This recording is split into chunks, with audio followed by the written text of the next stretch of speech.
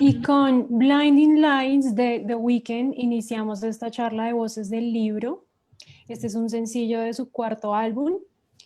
Y en esta oportunidad me acompaña David Filomena y Laura Ballesteros y Natalia Parra. Quiero recomendarles nuestras redes sociales. Estamos en Facebook, Twitter e Instagram como editorial@UR. Y bueno, hoy vamos a hablar de un tema muy interesante. Vamos a hablar del proceso de extinción de dominio en el marco de los acuerdos de paz a partir de la cartilla desarrollada por De Justicia. De acuerdo. Estamos en Voces del Libro, más que academia, múltiples formas de ver el mundo, y vamos a una pausa. No, Ani, yo saludo a todas las personas que se están conectando a través de Ah, la sí, página de perdóname. Facebook de la editorial. Muchísimas gracias por presentarnos, por abrir nuevamente otra emisión de las Voces del Libro. Yo en lo personal estoy muy contenta de que sigamos generando espacios para hablar de otro tipo de documentos que realizan instituciones como de justicia. Bueno, y le doy paso también a Natalia para que salude a todos. Claro que No, sí. pues hola Ana María, hola Laura, hola a todas las personas que se conectan con nosotros el día de hoy. Me gusta mucho este tema que vamos a tratar hoy porque es un tema que siento que en el formato en el que está escrito es como una traducción a el montón de gente que no conoce de pronto en términos jurídicos, como está muy empapado sobre la extensión de dominio. Entonces, siento que es una traducción muy chévere para cualquier persona que desee saber sobre el tema y pues nada, quédense conectados aquí para saber un poquito más sobre esto. Claro que sí, Natalia, es un producto muy interesante. Y bueno, Laura, preséntanos a nuestro invitado.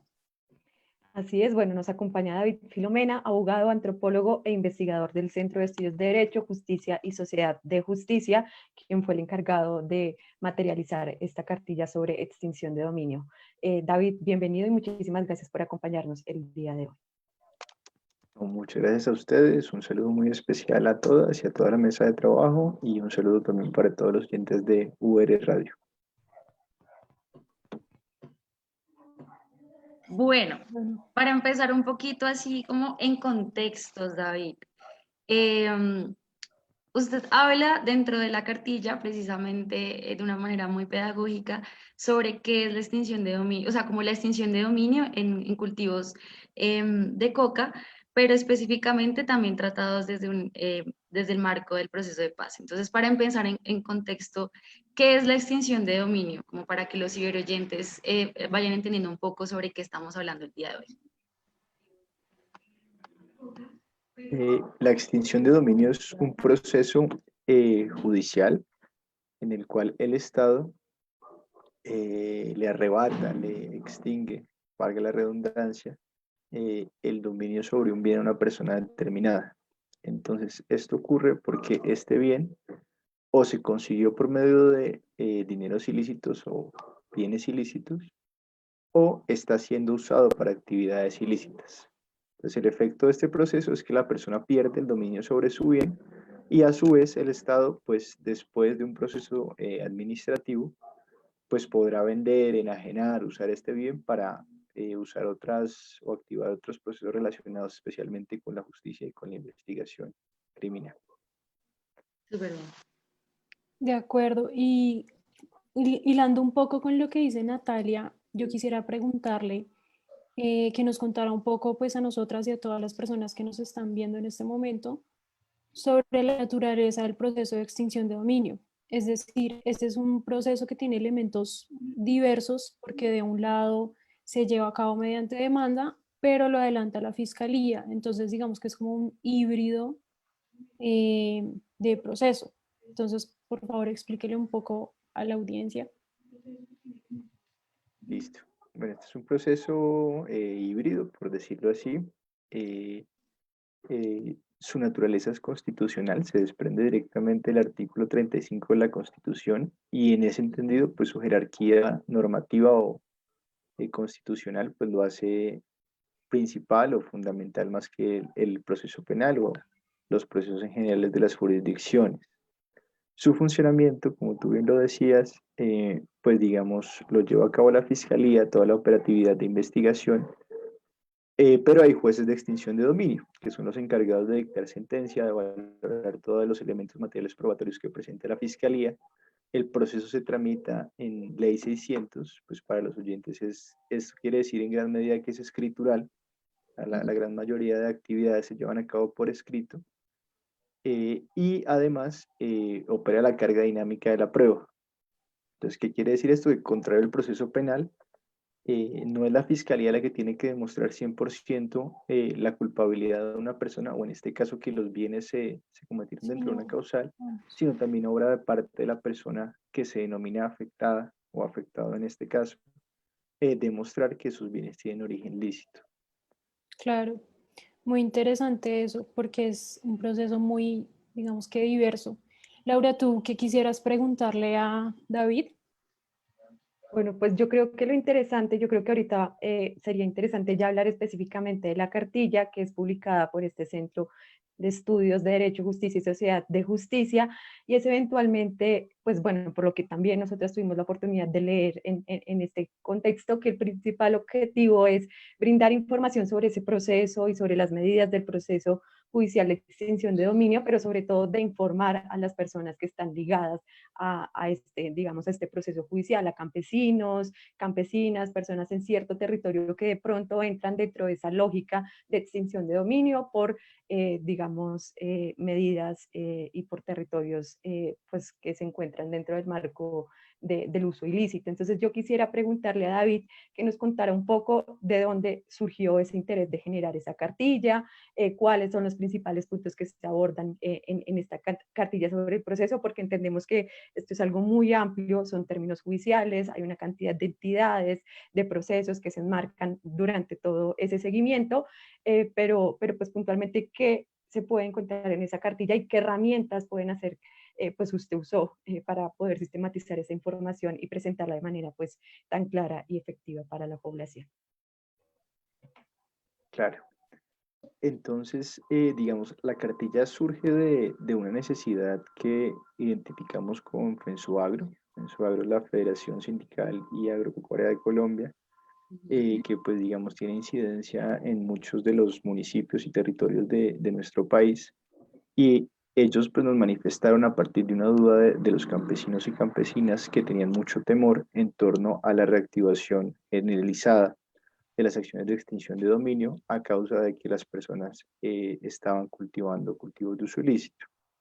Entonces, ¿por qué surge esta preocupación? Digamos, es muy determinada de la política de drogas del actual gobierno, que pues ha radicalizado la erradicación de cultivos ilícitos de manera forzada, no ha incluido nuevas familias dentro del PENIS, no ha vinculado colectivamente a nuevos grupos de campesinos que han manifestado su voluntad en acuerdos colectivos durante la implementación de los acuerdos de paz.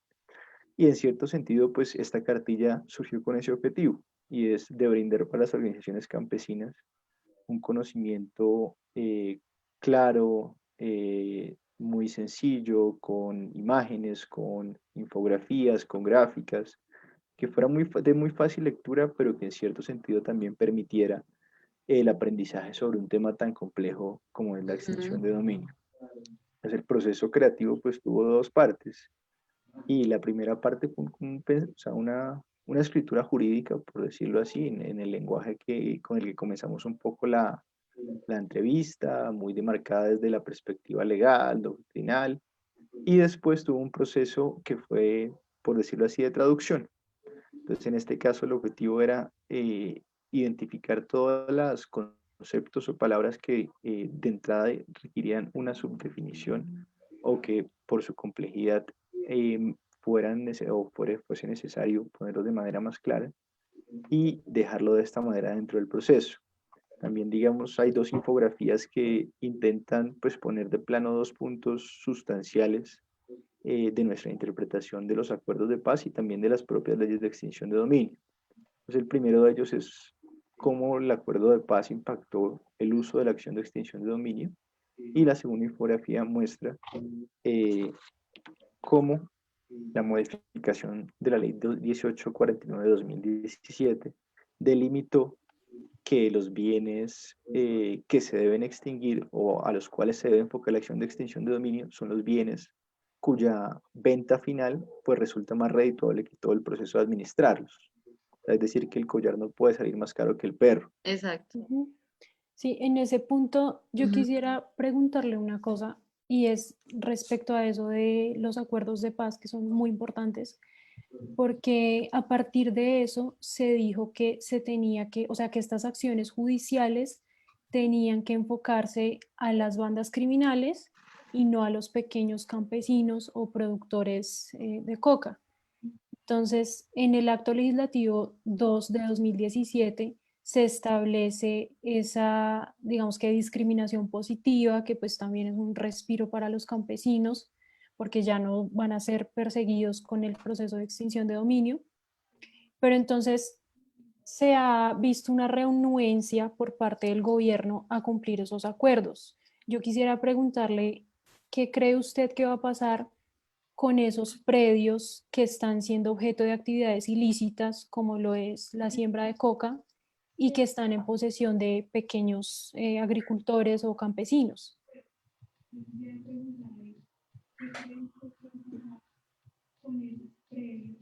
Tienes Ok, el El tienes micrófono. el apagado. micrófono. Perdón. Tranquilo. Actualmente, digamos, hay una gran cantidad de predios bajo los cuales, pues, digamos, hay cultivos de uso ilícito. Hay unos que tienen título, hay otros que no, pero digamos, el primer mensaje que es importante divulgar es que de acuerdo a la modificación de la ley 1849, pues en un primer momento los predios pequeños que superen la unidad agrícola familiar de los territorios, es decir, como la gran mayoría de los predios en los cuales hay cultivos de uso ilícito, pues por antonomasia no deberían ser objeto de la acción de extinción de dominio. ¿Sí? Entonces te pongo un ejemplo muy claro y para el suroccidente del país, el único juzgado de extinción de dominio está en la ciudad de Neiva. ¿Sí? Y Sí, este juzgado que está en Neiva debe administrar todos los procesos de extinción de Putumayo, Caquetá, Amazonas y Vaupés, ¿sí? Entonces realmente pues todos los campesinos que viven en las zonas más alejadas y pues que sus predios son pequeños, pues por antonomasia uno debería pensar que no se le debería aplicar la acción de extinción de dominio. Y ahora bien, pues digamos que tiene que ver en gran medida del acuerdo, pues el acuerdo delimitó que todo el influjo de acciones de parte del Estado en torno a solucionar el problema de las drogas ilícitas debería estar enfocadas a las grandes organizaciones criminales. Ujú. Dentro de ellas, pues la extinción de dominio, o sea, tanto la judicialización en el marco del proceso penal como la extinción de dominio deberían estar enfocadas en las grandes organizaciones criminales. Ahora bien, por ejemplo, una de las cosas fundamentales que está dentro del acuerdo y que al día de hoy no se ha cumplido y que no se ve voluntad política para hacerlo, es el tratamiento penal diferenciado. ¿Sí? Entonces, esta era una de las obligaciones por medio del cual el Estado colombiano se comprometía a extinguir la acción penal y a extinguir la acción de dominio de los campesinos que por condiciones, de condiciones estructurales de marginalidad y pobreza se habían dedicado a los cultivos de uso ilícito. Y pues esta es una especie de expectativa que esperamos y fundamentalmente para todas las personas, que esto sí te puedo decir que he conocido de primera mano casos en el Putumayo, en Caquetá, de procesos de extinción de dominio que fueron iniciados en el 2003, 2004, 2005 y que al día de hoy no tienen sentencia, pero sí están esos bienes fuera del comercio. O sea, hay una afectación de muchos años que se inició eventualmente el proceso pues como una herramienta dentro de las tantas de la guerra contra las drogas Ujú. y se terminó afectando personas y pues por un problema sustancial de este proceso de extinción de dominio que a mi modo de ver es un problema craso y es que no tiene prescripción. Ujú. O sea, digamos claro. como para entenderlo en esos términos, como David lo acaba de decir, o sea, ¿cuál sería como el ideal respecto a la situación de los campesinos que tuvieron o bueno, tienen cultivos de coca según el acuerdo, si Duque realmente estuviese cumpliéndolo actualmente? O sea, como en qué iría el proceso, digamos. Pues, Tienes el micrófono apagado. en ese caso sería básicamente todo el proceso de sustitución, ¿sí? Sería el Ujú. primer paso. y una vez pues se haya llevado a cabo la sustitución, y no solo la sustitución material, sino la sustitución acompañada de una reforma rural de ese territorio, de ese municipio o de esa vereda en particular, pues que el gobierno o el Estado en este caso, porque sería algo más delimitado de la rama judicial, Sí, extinga la acción de extinción de dominio que versaba sobre esos predios. Entonces, Ok, eso, pues, ¿qué permitiría? Uno, que se reduzcan los cultivos de uso ilícito.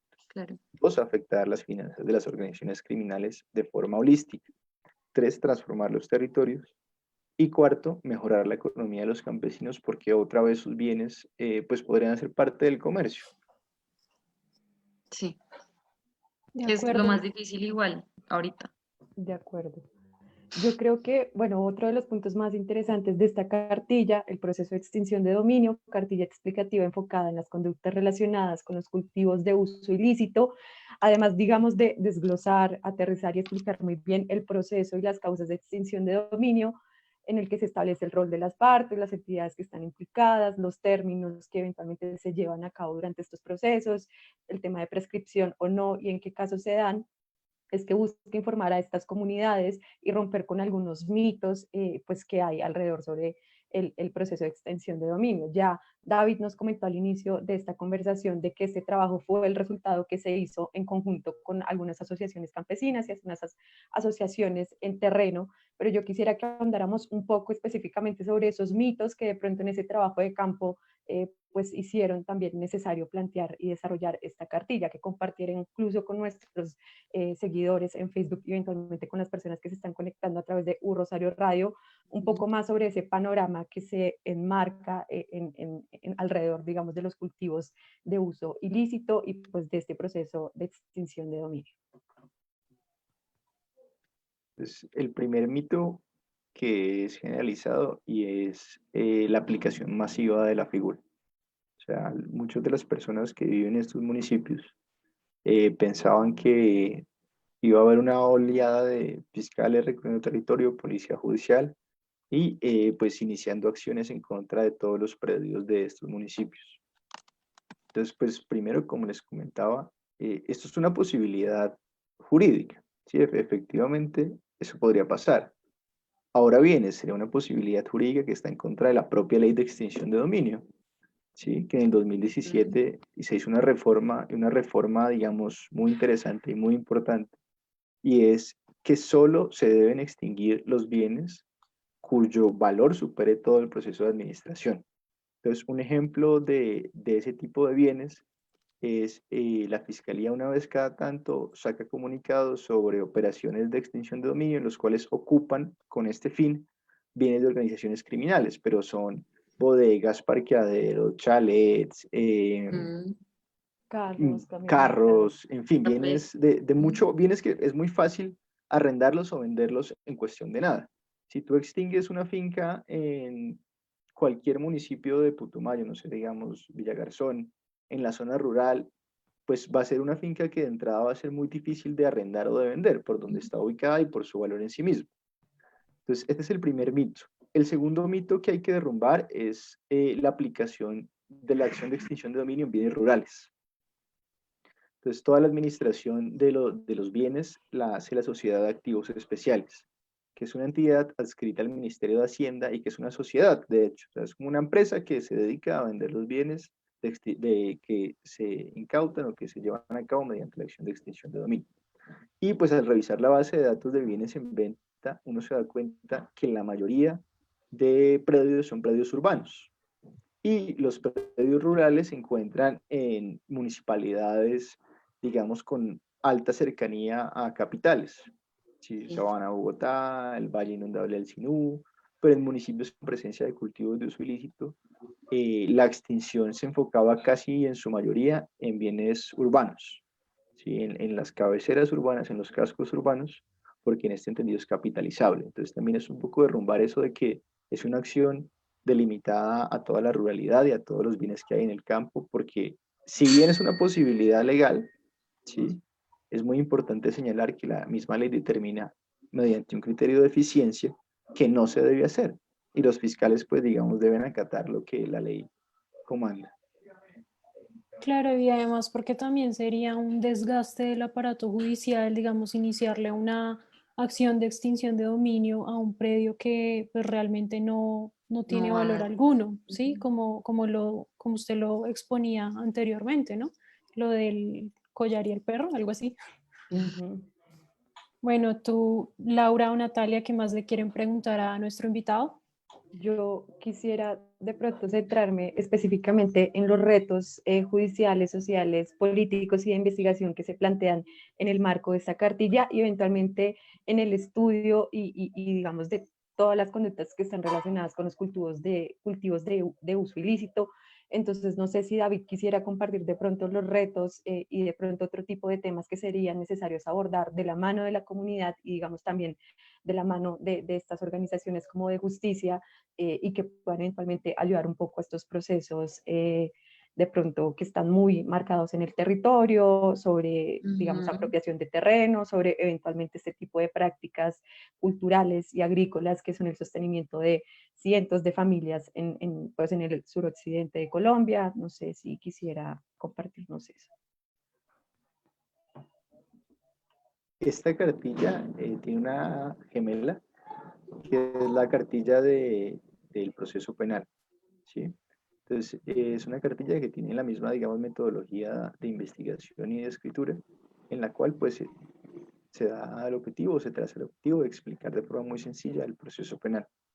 Hay otras investigaciones de justicia y también publicaciones que pues los oyentes pueden encontrar en nuestra página web que abordan diferentes fenómenos o diferentes situaciones relacionadas con el campo y los campesinos y la distribución de tierras, eh, digamos una diversidad de factores o de investigaciones que pueden ser de utilidad y que yo creo que resultan muy importantes a la hora de evaluar pues el problema de la distribución de la tierra en el campo colombiano.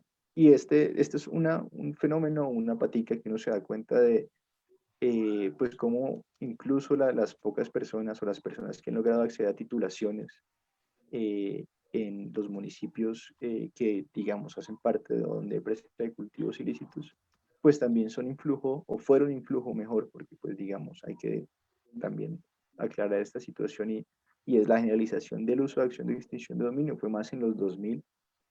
Hoy en día la figura ha estado en declive, por lo menos en lo que respecta a este tipo de predios, y pues ha marcado en cierto sentido el devenir y de lo que se viene como organización, pues ahí están las publicaciones para que las consulten. Claro que sí. Bueno, y una última pregunta que quisiera hacerle, un poco pues relacionada con lo que había mencionado antes, y es que hay una sentencia de la Corte Constitucional, la sentencia C630 del 2017, en donde se establece una obligación en cabeza de las instituciones y del gobierno de cumplir con esos acuerdos de paz. Teniendo en cuenta que esto pues no se ha hecho, ¿usted cree que podría entablarse una acción de cumplimiento hacia el gobierno o hacia los representantes del gobierno? Pues frente a eso, un poco la postura general es de esa sentencia puntualmente, es la orden de cumplir de buena fe la política pública de los acuerdos de paz y la obligación del gobierno de adaptar toda la parte emotiva de los acuerdos en torno a sus políticas públicas, especialmente en los temas relacionados o que se abordaban en el acuerdo. Puntualmente frente al tema de solución del problema de las drogas ilícitas, hay que resaltar, digamos, la reciente jurisprudencia del Tribunal de Cauca, en el cual, pues, digamos, vía acción de tutela y por medio de la sentencia C630, por medio de también el acto legislativo 002 de 2017, pues dio un lineamiento en torno a la erradicación de cultivos de uso ilícito como última opción, una vez han fracasado todos los puntos voluntarios de sustitución. Ahora bien, con respecto a la acción de cumplimiento, pues por la naturaleza de la acción yo lo veo mucho más difícil, especialmente pues por la naturaleza estructural del acuerdo y por pues todos los costos institucionales y económicos que implica pues llevarlo a cabo a cabalidad. Pero no hay que desconocer y hay que reafirmar pues las decisiones judiciales en ese sentido y es que el acuerdo de paz pues sí es una guía interpretativa para los jueces y que pues está transformando realidades y está garantizando derechos a su manera y ojalá pues sea la oportunidad para implementarlo a cabalidad lo más pronto posible, porque pues digamos en mi perspectiva y por lo menos en lo que respecta al punto 4, que es el de las drogas ilícitas, el acuerdo de paz es una herramienta bastante amplia, constructiva, que maneja el fenómeno desde una perspectiva de los productores, pero también de los consumidores de salud pública. Tiene, digamos, una herramienta de persecución a las fines criminales importante. En general es una buena herramienta de transición y pues Claro que, realmente el cumplimiento ha sido muy limitado. claro que sí, de acuerdo totalmente, porque digamos que este punto cuarto de los acuerdos de paz era pues muy importante, sobre todo para los campesinos. En otra cartilla que hizo también de justicia, ellos mencionaban que era todo lo que habían pedido. Ellos decían, esto es lo que nosotros queremos, Ujú. asimismo cesarían las fumigaciones de glifosato. Y bueno, digamos que es un paso muy importante. Natalia, ¿qué más nos quieres contar? No quería como preguntarle así para acabar rápidamente, porque ya se nos está acabando lastimosamente el tiempo, como dónde pueden las personas encontrar esta cartilla, o sea, ¿ustedes van a ir al campo como a divulgarla o dónde se puede encontrar para que las personas puedan comprender un poco más sobre la extinción de dominios y más los campesinos, que es a quien les compete realmente? Listo.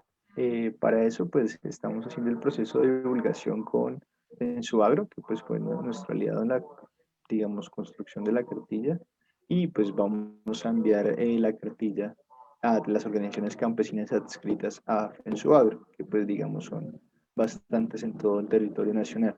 Y a la vez, pues para los oyentes que pronto están escuchando en estos momentos, o para las personas que les interesa el tema de extinción de dominio, o pues que tienen la internet, porque pues también las organizaciones campesinas pueden acceder a la cartilla por internet, que es el medio que está establecido en este momento, y es por la página de justicia.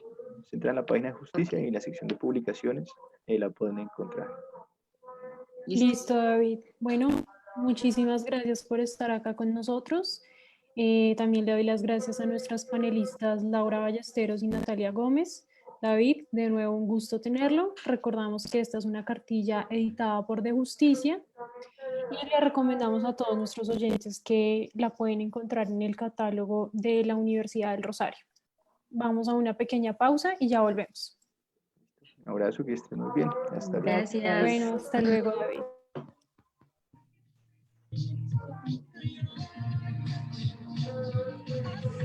¿Puedo hablar? Sí, sí. Sí, sí, dale.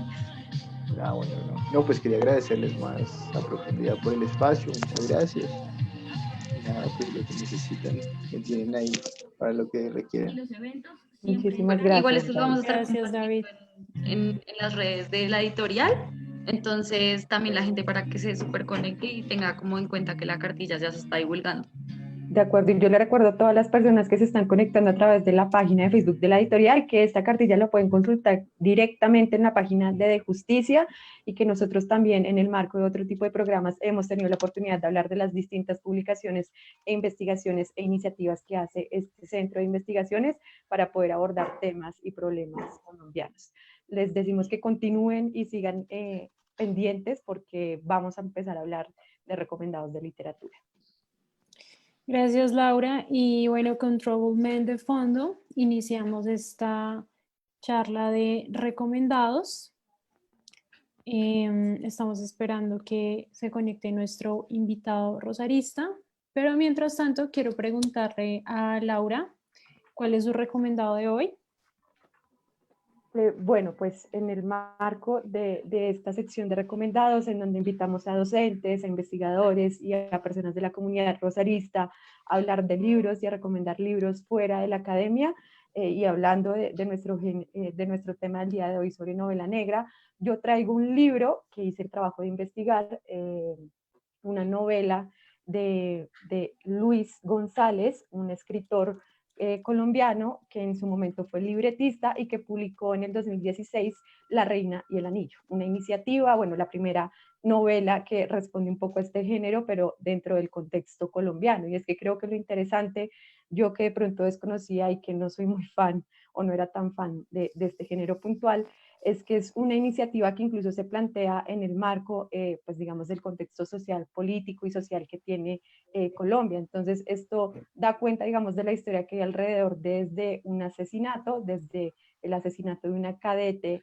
que se realizó en la escuela de la policía en el año 2008, y pues lo que trata es dar cuenta un poco de esa historia que se pudo haber construido en el marco de ese crimen y de ese asesinato. Entonces, es un libro muy recomendado, sobre todo porque también plantea un poco la perspectiva y digamos, el aporte que pueden tener los colombianos y la literatura colombiana para poder aportar a esta disciplina que sobre todo, y a este género que sobre todo muy ligado a, pues, a literatura y a autores norteamericanos y algunos ingleses. Claro que sí. Y Natalia, ¿cuál es tu recomendado de hoy?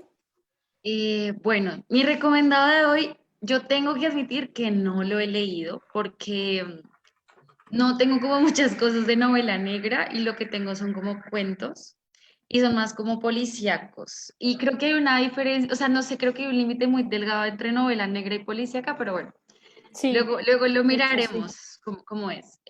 Mi recomendado, yo quería hacer un recomendado como de algo nuevo, reciente, pues como relativamente reciente en cuanto a autor conocido y escritura. Y mi recomendado se llama Irene, de Pierre Lemaitre. Bueno, me perdonarán si el Lemaitre está mal pronunciado. Pero bueno, esta novela eh, es como pertenece como a es el primero como de 3 libros, si no estoy mal, sobre un detective que se llama Camille y que tiene una particularidad muy rimbombante dentro del libro y es como su estatura, que es un hombre que pues mide 1,45, entonces es como muy peculiar porque tiene que adaptar toda su vida a eso y el libro empieza con que él tiene una esposa que se llama Irene, está embarazada, pero un día la matan, Mm. y entonces él tiene que saber quién es el que la mató, claramente, y él no es detective ni nada, pero empieza a hacerlo, y cuando va como detrás las pistas y de este asesino, se da cuenta que el tipo tiene una personalidad como para hacerle alusión a asesinatos de novelas clásicas, ¿sí? Como para hacerle un homenaje a esas novelas. Entonces, como que la prensa lo empieza a titular el novelista, al asesinato.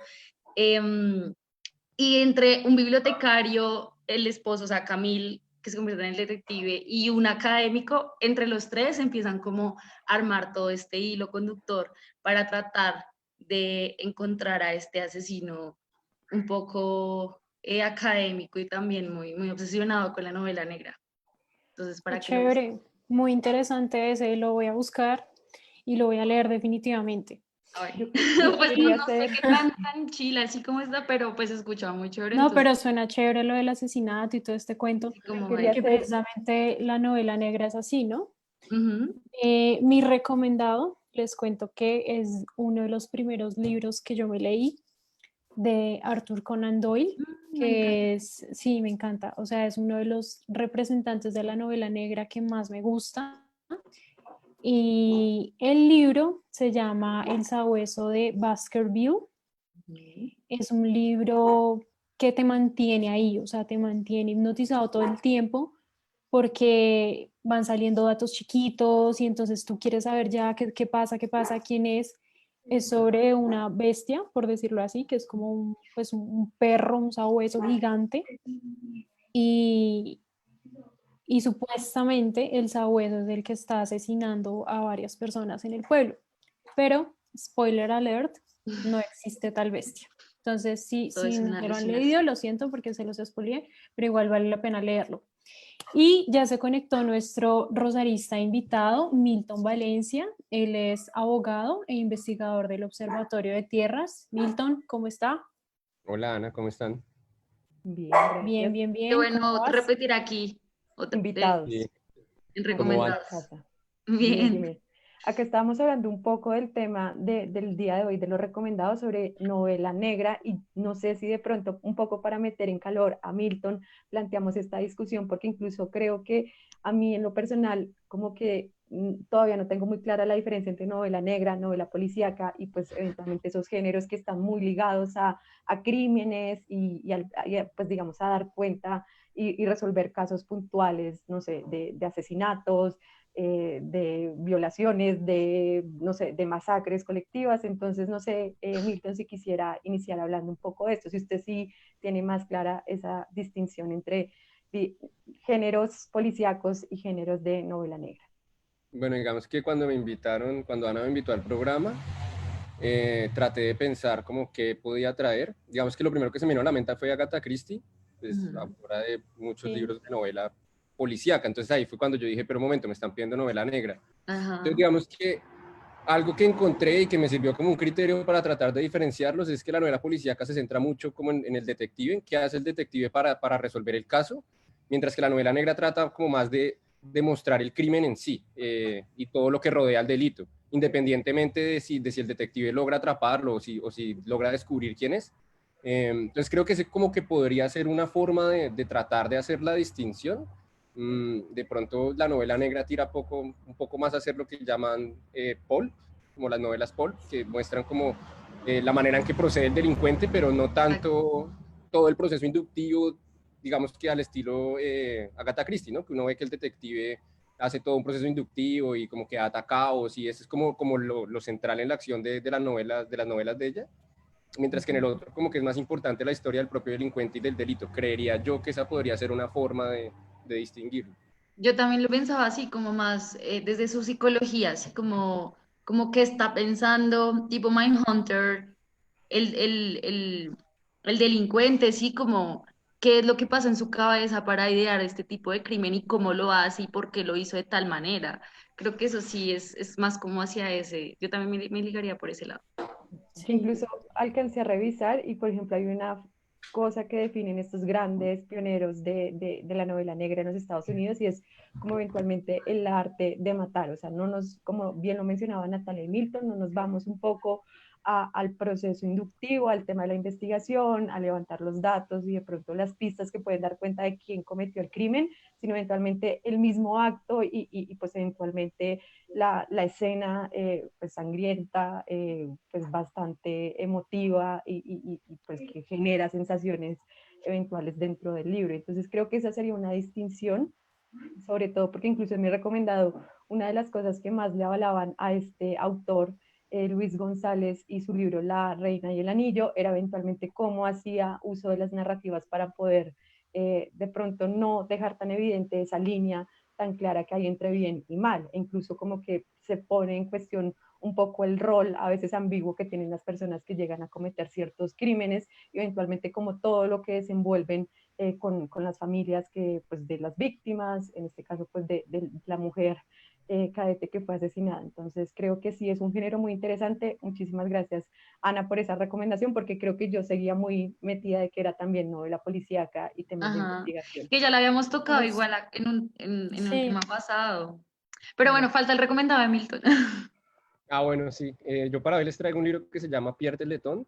Es escrito por un autor belga, poco conocido, la verdad, que se llama Georges Simenon. No sé francés, entonces voy a decirlo como se pronunciaría en español. ¿Sí? Una listo, democracia. dale, dale. Hace poco la editorial Acantilado empezó a publicarlo.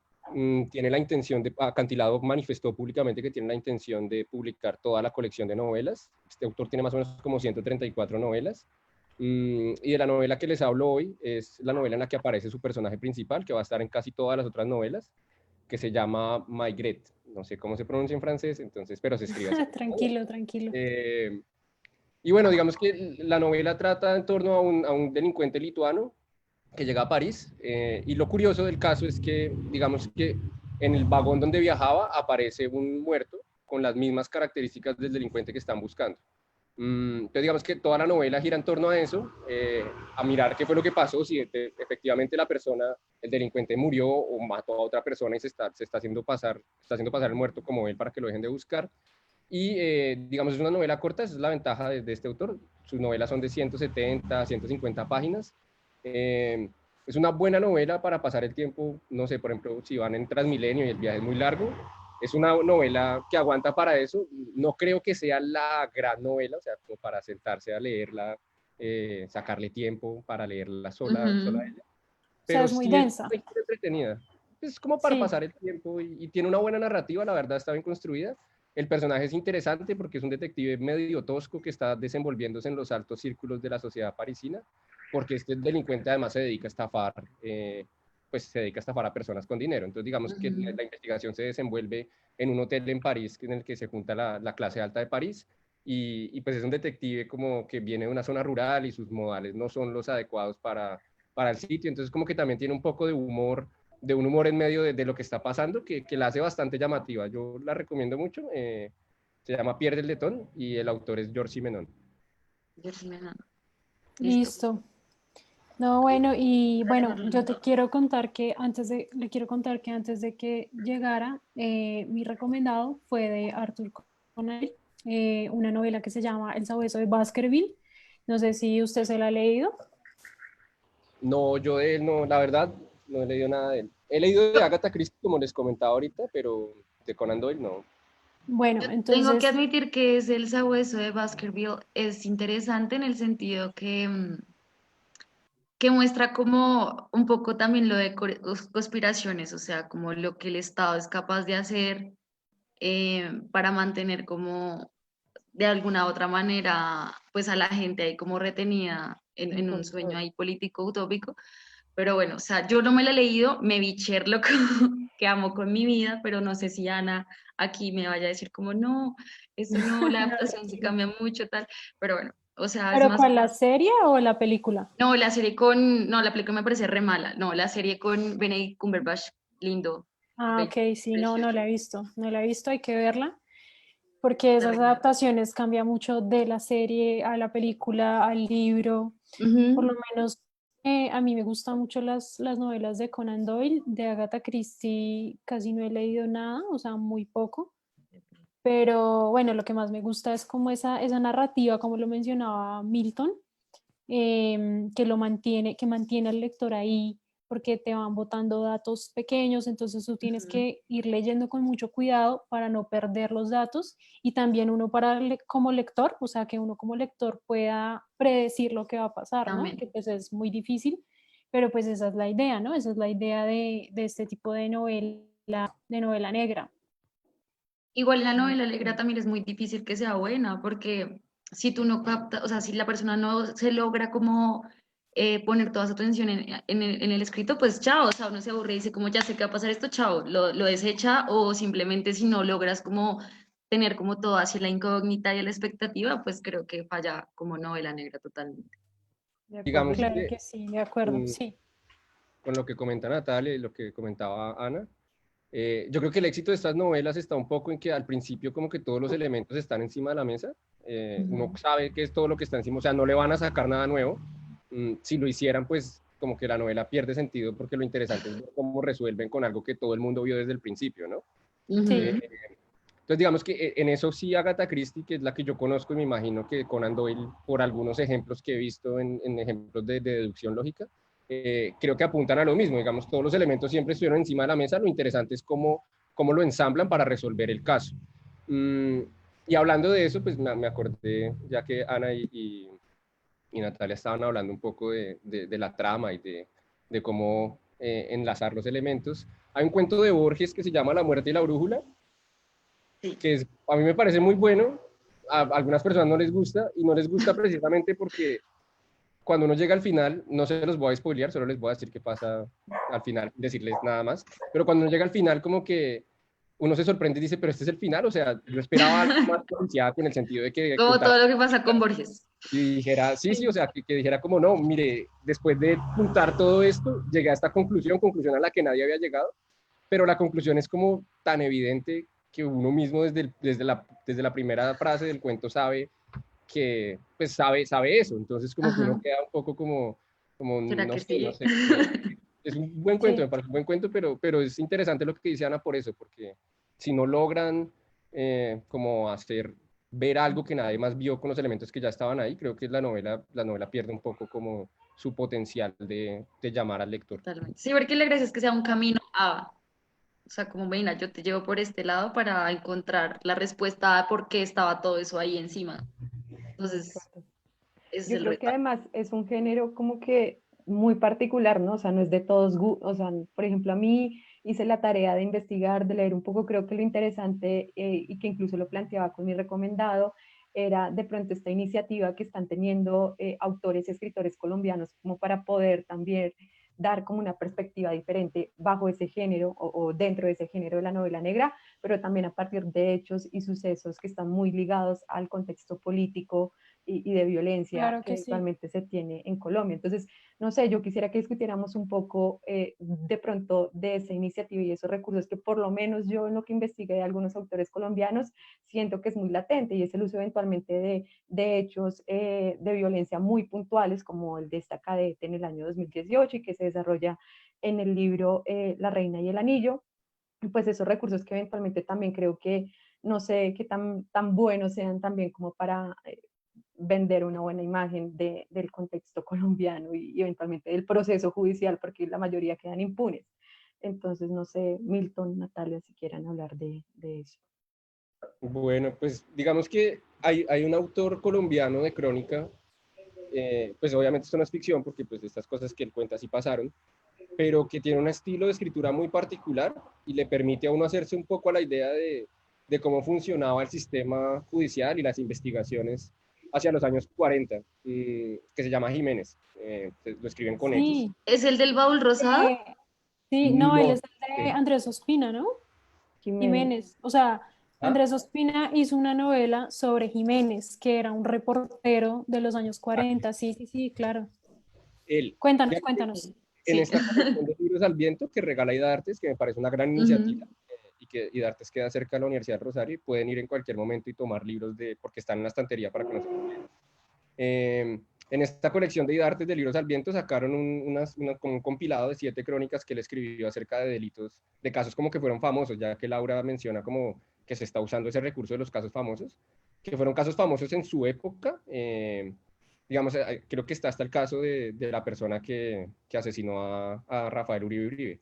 Entonces, tiene un estilo de escritura bastante particular, es corto, pues porque estaba en los periódicos de la época, Ujú. y es bien llamativo, entonces creo, y hace un buen uso del caso que todo el mundo está hablando, ¿no? Entonces creo que es un recurso que vale la pena explorar, y sin desconocer un poco, bueno, también muestra los problemas que puede llegar a tener la investigación, y las ineficiencias del sistema judicial, como mencionaba Laura, pero creo que no hay que desconocer que vivimos en un contexto, pues, un contexto violento. No sé si el hecho de enfrentarnos a eso traiga como una mala fama o nos haga sentirnos mal, pero creo que es importante que las personas se enfrenten a su contexto violento, que es en el que pues, lamentablemente vivimos. Entonces creo que es un Ujú. buen recurso Claro. y es una forma de aproximarse a la realidad en la que estamos. Oye, que también en esa época, o sea, si estaba en periódicos también era como de una manera informativa, más que todo también, o sea, como de vea qué pasó con el crimen tal, porque la gente quedaba ahí entonces y ahora, entonces también era Sí. como una parte muy recursiva también no, no sabemos si terminaba así o no, pero sí una manera como de informar a la gente sobre lo que estaba pasando realmente con esos hechos. Y lo curioso es que ese escritor Jiménez, él hacía poemas y cuando llegaba bueno, donde estaban los muertos, los policías y todo esto, él le metía los poemas en la solapa a los muertos. Entonces, cuando llegaba la policía, o bueno, el que fuera fiscalía, no sé, encontraban los poemas que él había escrito y creían que eran de los muertos, pero no, eran de Jiménez. Entonces, es muy interesante porque él era como muy loco, o sea, era un tipo muy loco, muy romántico, novelista, escribía poemas. Muy chévere esa recomendación. También les recomiendo la novela de Jiménez, se llama así, de Andrés Ospina. Es para las personas que quieran aprender historia o que también les guste pues, la novela. Muy recomendado. Súper recomendado, súper chévere.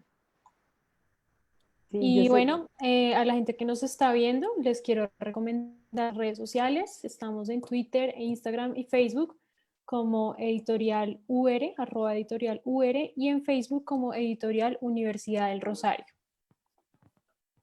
Laura, ¿qué nos querías decir? No, yo quería que hiciéramos una ronda rapidita, como siempre hacemos, de recordar los libros que recomendaron para que las personas pues también lo puedan anotar ahí y pues consultarlos eventualmente si les llama o no la atención. Claro que sí, pueden consultar todos estos libros en la editorial Universidad del Rosario, editorialuniversidaddelrosario.edu.com, y en ebook Universidad del Rosario. Recuerden que también tenemos con los distribuidores de Amazon, Google Play, ebooks y Siglo del Hombre. De acuerdo, las páginas son editorial.urrosario.edu.co y ebook.urrosario.edu.co, y pues aprovechamos para recordarle a todas las personas que estuvieron conectadas en la primera sección que la cartilla de justicia la pueden consultar, ya está pública y lo pueden hacer a través de la página de este Centro de Estudios Jurídicos Sociales de Justicia. Claro. Y bueno, para recomendar y para recordar los libros, el mío es La Reina y el Anillo de Luis González, es una novela del 2016. Sigue.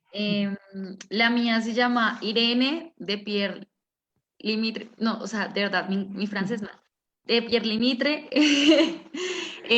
Píllenlo en Google Books, pues porque la verdad, pues se escucha interesante. Entonces es del Faguara y es del 2009, si no estoy mal, entonces tiene su tipito. Listo. Bueno, el mío, Milton. ¿sí, Ana? Bueno, Sí, dale, dale. el mío es Pierre Letón, de Georges Simenon, publicado en Acantilado. Acantilado va a seguir publicando libros de este autor, entonces si les gusta, la editorial tiene el propósito de publicar todas sus obras. Listo.